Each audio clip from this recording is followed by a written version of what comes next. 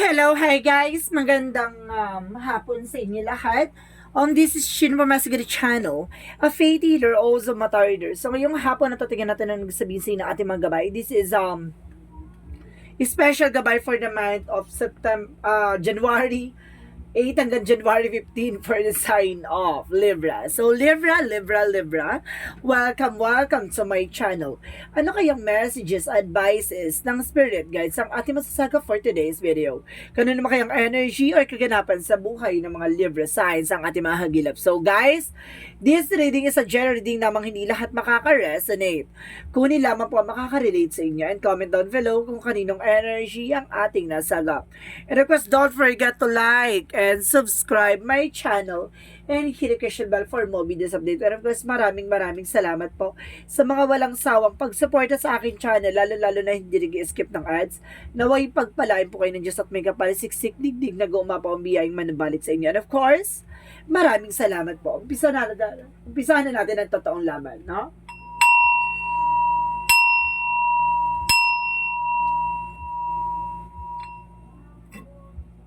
Angel Spirit, please give an information for the sign of Libra. Ano kayang gusto sabihin sa iyo ng ating mga gabay, Libra? Ano kayang mahagilap for today's video? Oh my God, black namin. Oh my God, there's a negative energy agad ang lumabas sa baraha mo. My God. Black namin represent a black magic and vogue. And of course, sinasabi dito, there's a negative thoughts or something toxicities. Oh my God, black and white namin. Oh my God. So, tignan natin. And of course, there's an emperor represent of maturity and God. Now, there's an emperor by mature person. And of course, there's a white namin. So, there's a divinity. So, ibig sabihin dito, there's a positive and negative energy ako nasagap dito, no? So, aalamin natin yan. Let's see what is additional messages. So, there is a Four of Cups. So, ibig sabihin, evaluate or analyze. May mga bagay dito na kailangan mo muna pag-isipan o kailangan mo munang alamin, no? Or kailangan mo munang i-analyze. Hindi ka pwede magpala-desisyon dito. No? Hindi lahat ng offer tinatanggap. And the Sun card represents a positive outcome. So, there is a success coming your way with the Sun card. So, the Sun is of your positivity and enlightenment. So, because there's a success and achievement ka matatanggap. So, let's see what is additional messages. And of course, there's a Five of Pentacles. So, there's a financial loss or some of you kumbaga may financial loss dito na nangyari or financial poverty, of course. So, of course, sinasabi dito na makaka-recover ka na. Additional messages for black namin. So, there's a King of Pentacles, security. Oh, mag-ingat ha, baka ma-hypnotize ka. There's a possible, ako nasa-sense dito, there's an hypnotismo na baka ma-hypnotize ka about sa finances. Secure mo na maayos ang pera mo. Kasi baka may pumunta ka sa of nowhere, baka ma-hypnotize ka. Mag-ingat po. And because there's a Chariot card, so there's an action. So there's a possible na sinasabi dito, kung magkakikilos na ang kapalaran for you. So let's see what is the white namin. And of course, there's a Three of Swords. So, ibig sabihin dito, kumbaga makikilala mo na yung mga traidor or something impostor sa paligid mo, even yung mga ingitera. So, let's see what is the Four of Cups. And of course, there is a Queen of Pentacles. So, there is a security and practicality pagdating sa financing. Good sense pagdating sa entrepreneur or sa trabaho o negosyo. So, let's see what is the Sun card. And the Two of Swords. So, there's an indecision. May mga bagay dito na kailangan pagdesisyonan or mga bagay na kailangan mong tapusin. So, let's see what is the Five of Pentacles. Represent by the Seven of Cups. So, maraming opportunity na papasok dito. And of course, there's a confusion. Maaring nagulo ka, kaya siguro nagkaroon ng financial loss. Or some of you, parang lutang ka. Kaya yung sinasabi ko, di ba? Kumbaga, may malaking perang mawawala sa'yo dito, mag-ingat ka lang. Kasi baka ma-hypnotize ka or either na-hypnotize ka na. Mag-ingat po. So, let's see what is the black namin in the King of Pentacles. So, there's a Six of Pentacles. So, there's a financial windfall. May mga bagay na magtutuloy-tuloy na about sa finances. So, there's a give and receiving something. Pero sinasabi dito, mag-i-aware ka. And the Hermit card is a spiritual enlightenment. Ito yung sinasabi ko, magkakaroon ka ng kaliliwanagan sa lahat ng aspeto. And of course, magkakaroon ka ng inner clarity dito na kumbaga awareness, no, na kailangan mong gawin. So, let's see what is the white namin and the Three of Swords. And of course, there's some higher path. So, there's a lesson learned. May mga bagay dito na matuto ka na, no, from the past na yung mga tao sa paligid mo na pwede katiwalaan mo, tinrider ka, mag-ingat. So let's see what is the Four of Cups and of course the Queen of Pentacles. And of course there's the Queen of Wands, so stability and control. Kailangan magkaroon ka ng confidence and being a brave person. Kumbaga kailangan mo maging matapang, no?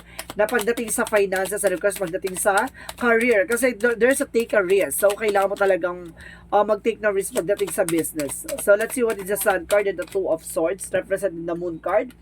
So there's a dream coming true. May mga matutupad na pangarap dito at kailangan mo magdesisyon. So let's see what is the Five of Pentacles and the Seven of Cups. So there's the Six of Wands, so Six of Swords. There's a transition, makakaalis ka na sa situation. May mga bagay dito na maisa sa katuparan mo at may mga bagay dito na makakabangon ka ng muli. So let's see what is the outcome. Ang pinaka-outcome is the Seven of Pentacles, so harvest time. So there's a harvest moment dito, no? At the same time, there's a Queen of Swords. Makikita mo na yung bigger future of yourself. Kumaga makikita mo na yung magiging possibilities, yung magiging kahihinat na ng situation mo. Kumaga about sa finances, career, and love life. So let's see about naman sa career. Sa career is the Six of Wands. Magtatagumpay ka talaga. And of course, there's a Seven of Swords. Mag-iingat ka lang kasi there's a sneakiness. No? May susubukan kang linlangin, susubukan kang lokohin, at susubukan kang budulin. Mag-ingat. So, let's see about naman sa love life. Sa love life is the Three of Cups. So, there's a waiting for a soul, waiting for a ship. May mga bagay na hinihintay ka. And of course, the Three of Cups represent the third party. Maaaring may third party. It's either a toxic relationship, a toxic friend, or a toxic family, or toxic environment. So, there's a Three of Cups represented. And of course, there's a Three of Wands represent a waiting for a soul, waiting for a ship. There's a travel. Or something na, kumbaga, there's a result. No, waiting for a result. Or something waiting for a perfect timing. About naman sa health, additional messages. And sa health, it's the Eight of Swords. So, sinasabi dito, kailangan gamayan at lakasan mo yung mga nasa paligid mong kinakain. Maging aware ka, ha? Kasi may mga nararamdamang secret. Umiwas ka sa manok, kasi mamaya there's an allergy. And because there's the Fool card, so there's a leap of faith, no? Para sinusubukan ng tiwala at pananampalataya dito about sa health. So, ibig sabihin, may nararamdaman ka sa of nowhere, may gumawa sa'yo ng hindi maganda. Kumbaga, nagdulot sa health issues mo. So, ibig sabihin dito, kailangan mo magpagamot na para na sa gano'n na gumaling ka sa iyong karamdaman na nararamdaman ka. It's not normal. So, let's see what is additional messages for magical fairy messages. For magical fairy messages for the sign of Libra, let's see. For magical fairy messages. And there's your wish is granted. So, yung mga hiniling mo maaaring matupad na. Oh my God! So, let's see what is a yin and yang oracle card.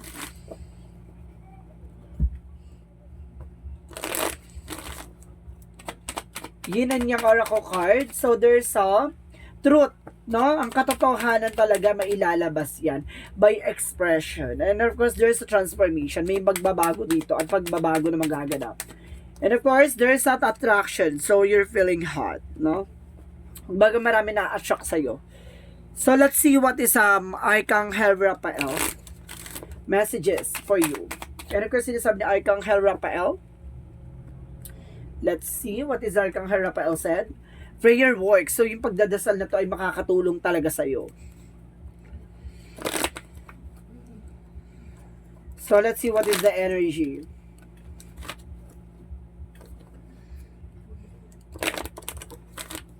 Let's see what is the energy. So, there's an anxiety. So, some of you nagkakaroon ng anxieties and of course, deceptions. And of course, there's some six chakra kang Metatron for surprises. May shocking news kang malalaman. And of course, there's a community. There's a third party talaga na nasa paligid mo. And of course, there's a third chakra kang Chamuel. Ingatan mo yung health mo talaga. No? There's an health issues. So, let's see what is additional messages for angel spirit guides. And the star key first. So, ibig sabihin dito, stay underground. Manatiliin mo kung ano man yung kinakatayuan mo. At manatili ka nakatapak sa lupa. And of course, forge, don't follow. So, ibig sabihin dito, be a leader. Huwag kang susunod sa mga bagay-bagay na nasa paligid mo. Mamaya inuuto ka lang o binubudol ka. Mag-ingat. So, let's see what is additional messages. And of course, there's an enlightenment. May mga bagay na maglilinaw dito. And because there's a gift, you are also gifted. No? May mga bagay na iririgali sa iyo ang universe, no? O yung ating Panginoon. May mga bagay na mangyayari sa iyo na kumbaga hindi mo inaasahan, kumbaga ipagkaloob sa iyo ng ating Panginoon. And of course, there's a magic. So, sir, there's a transformation and magic. So, there's a magic bloom, no? So, let's see what is Romance Angels. So, something magical pala ang kaganapan mo dito, no? And of course, there's flirt, no? Kailangan mo humarot if you are single. Kasi maaga ka mabubulok or kumbaga mabubulok ka na lang na wala kang jowa, wala kang asawa, mag-ingat ha. Sinasabi sa'yo dito, kailangan mo humarot. Huwag ka masyadong ano. And free yourself, no? Kumbaga ano yung sarili mo, no? It's time to take back control of your life, no? Para tiliin mo kung ano man ang gusto mo, gawin mo. So, let's see what is Archangel Michael, sorry. Archangel Michael said, you created the situation and you have the power to change it. Ikaw yung naglagay sa sitwasyon mo, ikaw daw yung makakagawa ng paraan para makaalis ka dyan and have confidence. So, kailangan mo magkaroon ng confidence sa sarili mo. Diba? Masyado mong dinadown yung sarili mo dito. So, kailangan mong iangat-angat kahit papano. No? So, let's see what is our chakra messages. So, there's a gossip. So, maraming chismosa sa paligid mo. Gossip is here. Maraming marites and there's a gratitude. So, ibig sabihin, napakabuti mong tao, no? And of course, there's perfections, no? Parang kumbaga nagpapasalamat ka sa kung ano man ang meron ka, di ba? Kumbaga tumutulong ka rin sa mga taong kumbaga pag may nakikita kang mga matatanda or something, tumutulong ka. There's a perfection, kumbaga may mga bagay lang dito na parang gusto mo kumbaga naka-set up or something, hindi naman organized talaga totally, pero kumbaga naka-set na yung eksena, parang gano'n. Gusto mo, ayaw mo nang ginugulo or something. Additional messages. And of course, there's a counseling. So, some of you dito parang, kumbaga kailangan yung advices and messages ng ating mga gabay or either ng mga guardian angels or something na, kumbaga, kailangan mo advices ng ibang tao. And there's a yoga. So, kailangan mo ng meditation, exercise, stretching. So, let's see what is additional messages. And of course, dito, there is a loneliness, hindi ka nag-iisa. So, ibig sabihin, may mga tao sa paligid mong tutulong sa'yo. And there's an abundance. Sa likod nito ay may kasaganahan talaga nag-aantay for you. So, guys, let's see what is the Moonology.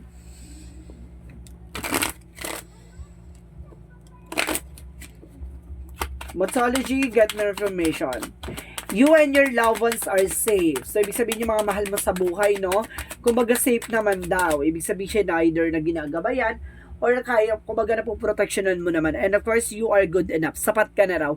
Huwag ka masyadong, huwag mong binadown yung sarili mo kasi parang nawalan ka ng kumpiyansa sa sarili mo because may mga nangyayari na parang, di ba, kumbaga, bakit pa kailangan maghanap or pagdating sa love life, no? Kumbaga, napapalitan ka or pinagpapalit ka.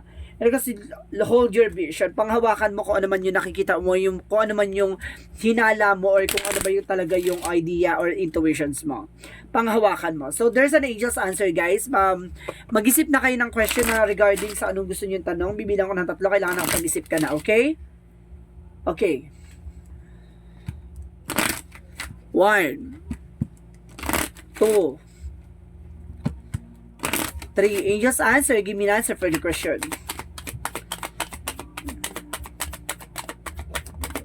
So, there's a romance. So, huwag ka mag-alala.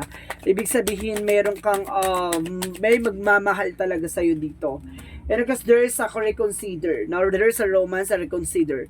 May mga bagay na kailangan mo i-considera, no? So, let's see what is the angel's answer. Angel's number.